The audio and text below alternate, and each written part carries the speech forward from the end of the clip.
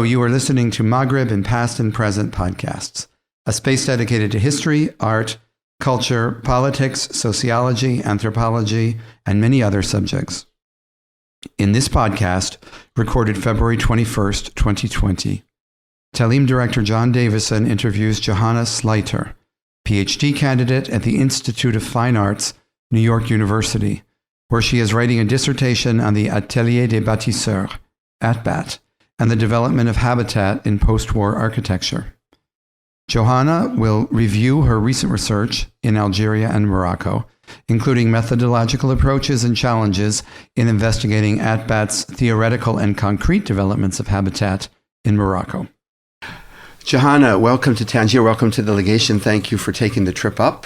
I know that most of your research has been in south of Tangiers and in Algeria, but could you talk a little bit about your overall research theme? Sure. So thank you for having me. I'm very happy to be here. I wish I had more time, but next time perhaps. I am in an art history program, and I'm writing my dissertation on the Atelier des Bâtisseurs, which I reference in the title, which they're better known as ATBAT. And it's a bit of a three-pronged project. The first aspect is to provide a monograph on the group, which has yet to be done. And they're important because they were the first international think tank of architecture and engineering in the world. And I argue that this has implications still today. The second aspect is to look at their development of habitat, both as a theoretical term and in more concrete terms, in terms of the buildings. So it's both a study between the relationship as well as the distance, let's say, between the use of a term and its realization in built form. And then thirdly, it is to link a history of heroic modernism, which is what we refer to as Le Corbusier, Mies van der Rohe, this kind of international style of architecture, and later projects in the 1960s and 70s, which are more geared towards transnational or international groups and corporations, less so focused on a single author than kind of a multivocal production. I liked how you used the term think tank. It's one of the first architectural think tanks. I can't picture what an architectural think tank is. What do you think a architectural think tank is? Well, again, I think today it's actually more the common model. If people are familiar with Rem Koolhaas or OMA, which is probably the best known architecture firm in the world right now in Rotterdam, they have an affiliated think tank called AMO. Where they are very interested in research, both historical as well as technical, sociological. There's a big emphasis these days on research and exhibition production in tandem with your architectural production.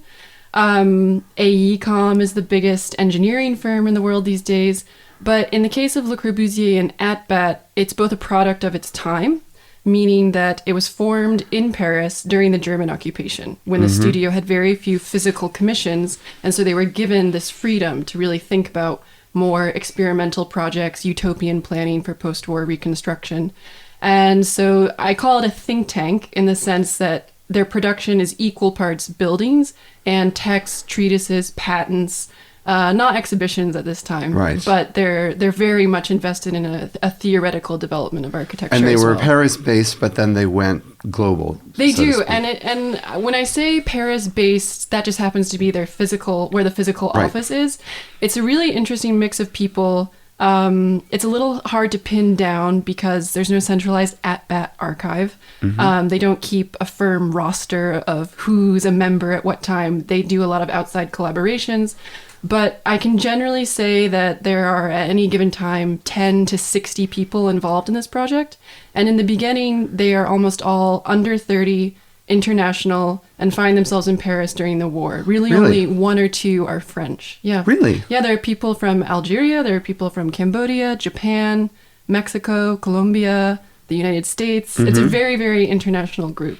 Who are stuck in Paris in the war. Who are stuck in Paris. But I think this is what propels them to leave France afterwards. And it makes them a more effective group working around the world because even though they are Paris-based, there's less of a feeling that this is just a European group of white architects dropping in to tell local people how they should build. So they would have not only been there, a prototype of an architect think tank, but a global. Yes, for sure. A think tank that envisioned itself as being global. Yeah, very much so. I'll talk about that tonight. Sure. I think one of the other reasons why I found an interest in this term habitat, and I think a very clear demonstration of its importance today, is that many of the members of ATBAT, once it falls apart for various reasons, they're contracted by the United Nations, and they're the first wave of UN habitat.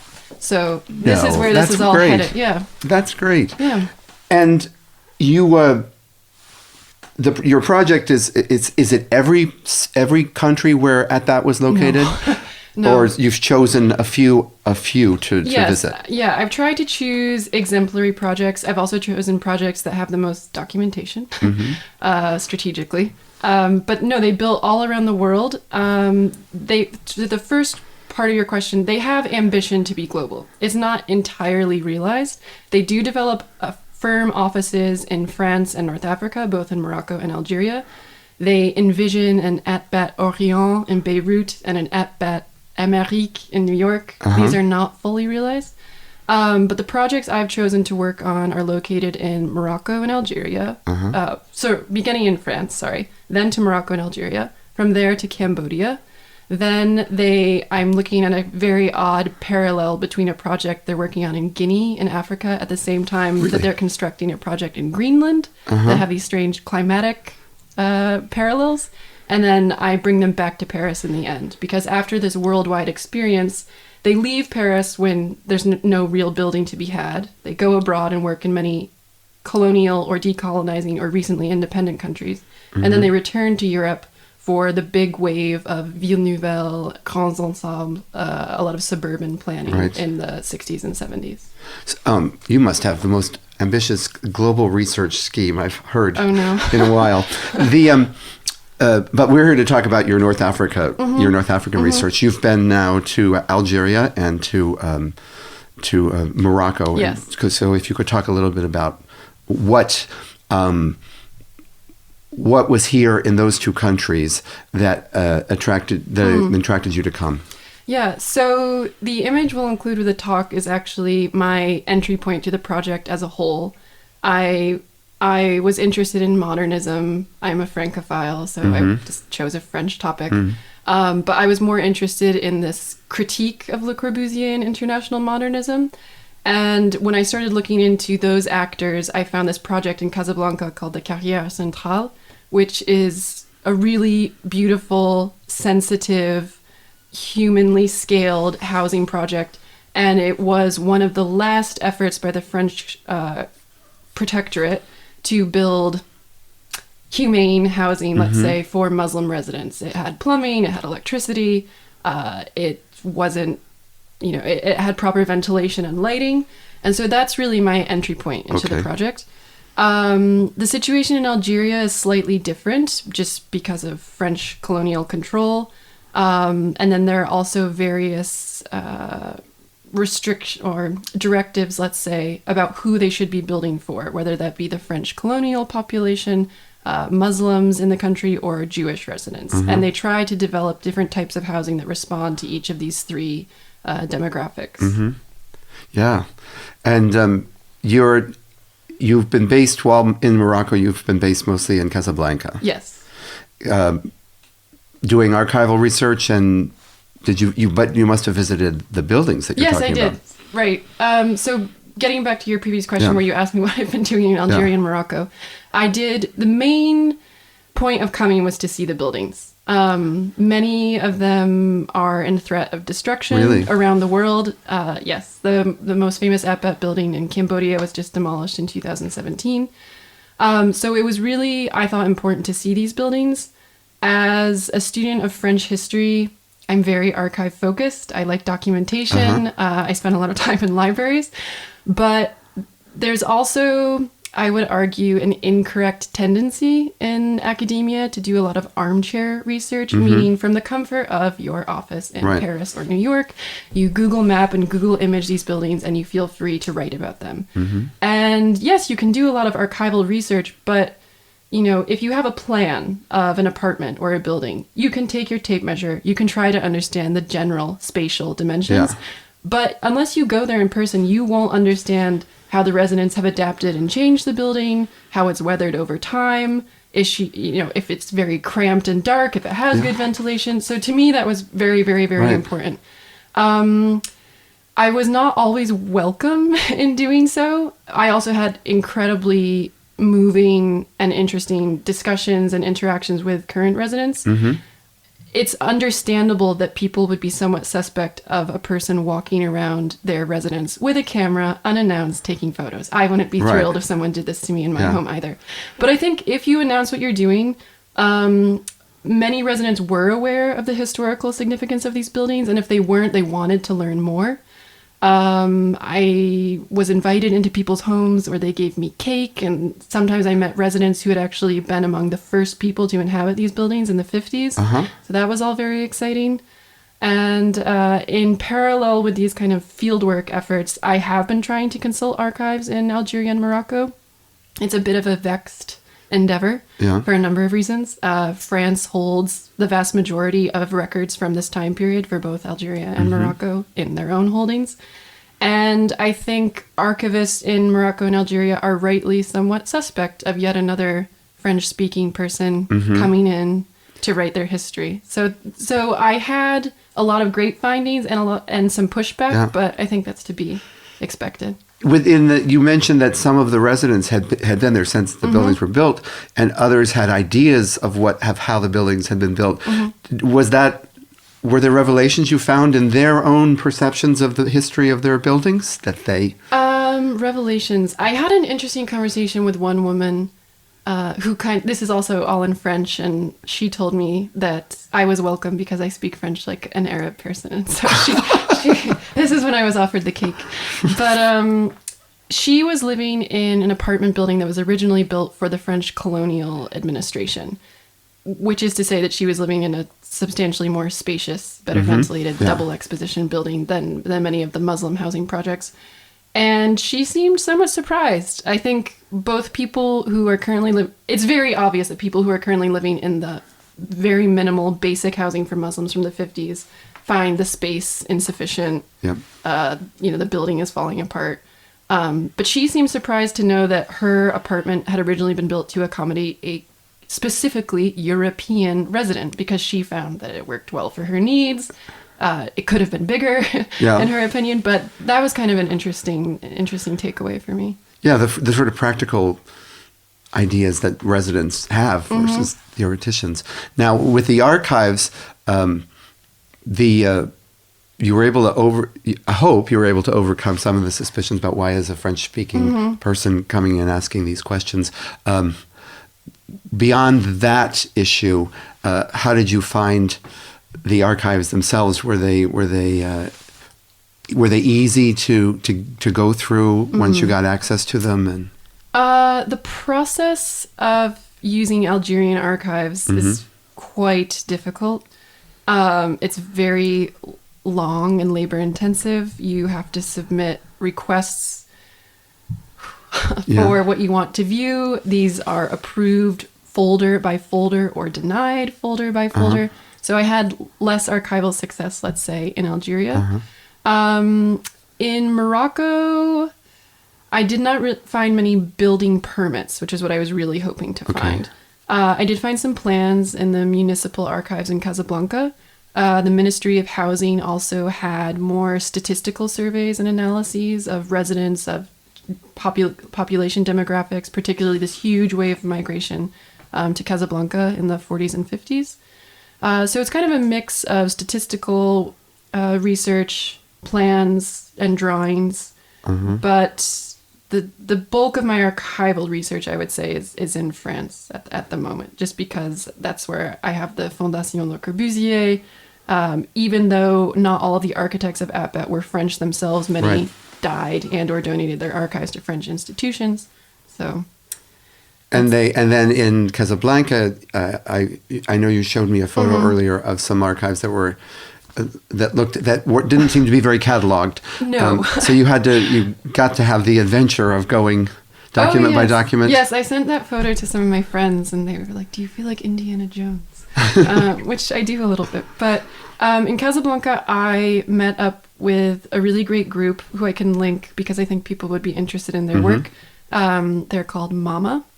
It's for the memory of modern Moroccan architects, and they primarily work on architecture produced post-independence in Morocco. Okay. But they are very committed to creating a publicly accessible and free archive of modern architecture in Morocco.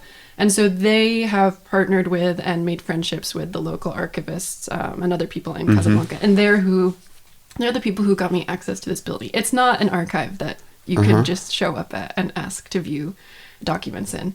And yes, it's, as you saw in the photo, it's extremely laborious. There's no finding aid. There's no reading room. There's no catalog. Right.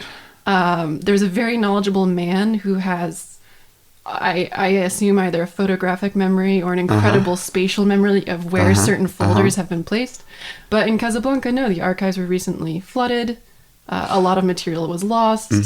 They're in a state of, I would say, maybe disorganization and disarray. So it's not the straightforward process that one is accustomed to either in the U.S. or France. There's much less of a system. You've got work to be done, you think? Oh yeah, I mean, if I had 10,000 hours to kill, I'm sure there are treasures in that archive to be found, but we don't always have that much time. The association you mentioned, Mama. Could you talk a little bit about what their relationship is to modern architecture in Casa, and were they aware of the building? Was that in their radar, the building that you were actually interested in? It was. So they are maybe the second generation of this group, Casa Mémoire, which people might know a bit better. But Mama is primarily two young architecture teachers at the École d'Architecture in Casablanca. They put on tours of these buildings in Casablanca, which generally take the whole day. They have exhibitions. They have a great website where a lot of these drawings and plans can be found. They have a very active Instagram page. So they are interested less in historic preservation, let's say, which I think is more the focus of Casa Mémoire, whereas Mama is really about community engagement and raising the level of awareness of the really incredible architectural patrimony that exists not only in Casablanca, but in Morocco more broadly. And they focus on this period of the 1950s to the 1970s, let's say. But since my project is from 52, this is kind of the jumping off point for the emergence of modern architecture in Morocco. I've read that in Casa there's a push to save the architecture of that period. And you mentioned that some of the buildings you're interested in have already been demolished. How do you what's your sense about the building in Casablanca? Is it good? Is it in good condition? Is it in one that is...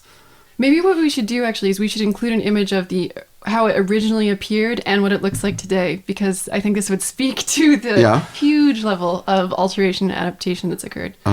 I'm personally a bit torn because the project was, buildings have lives too. They're not meant to last forever. And this particular housing development was more of a transitional building in the sense that it was adjacent to a shanty town. And then it was to encourage Muslims to basically live more like Europeans in vertical collective housing. So it wasn't supposed to last forever, and perhaps it shouldn't. I think many people would find the dimensions too small to be comfortable today. So I can appreciate it for its historical value, but should it still be a place where people are forced to live? I'm less certain of the answer to that. The building itself is not in great condition. Each apartment unit had an outdoor patio. In the case of one of the buildings at this Carrière Centrale site, all of the patios have been enclosed with brick or other ad hoc building materials, if only to reclaim that space as another interior room, because they're just, they don't have much room. There are also cooking facilities and storage facilities added on the roof. And I think this also raises questions of the structural integrity of the building if you keep adding onto it with no clear plan. So there are a number of issues at play. And as I said, personally, I'm torn on its preservation. Well, I know that you said there's a Tangiers connection to this Atelier association, but not one that still exists. No, their first office for ATBAT-Afrique was in Tangiers, and then they quite quickly moved to Casablanca. And I should maybe also note that their timing is quite apt. So they leave Morocco in 54 and go to Algeria. They leave Algeria in 60. I think you can see what's happening here. A little connection to the politics of the time. Yes. So that's something to think about too. And Tangiers in 52 would have been international zone, but not necessarily associated with what was happening always in the rest of the country because of its status as international zone. Okay.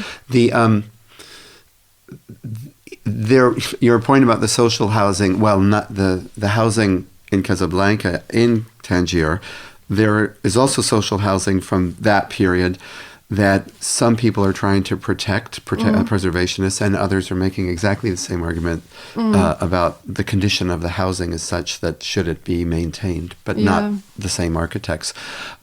What do you have left to do in Morocco? Will you be coming back? I would love to come back to Morocco. I have a talk tonight. Oh, right. Good luck. Thank you.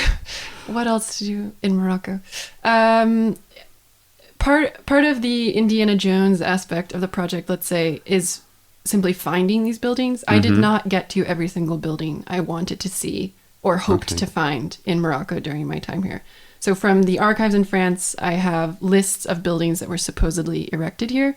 But when I showed this list to many people in Morocco, they seemed dubious at best about either if these buildings had ever been built and certainly if they still existed today. So they also did a lot of work on schools, hospitals, covered markets. I've chosen to focus on housing.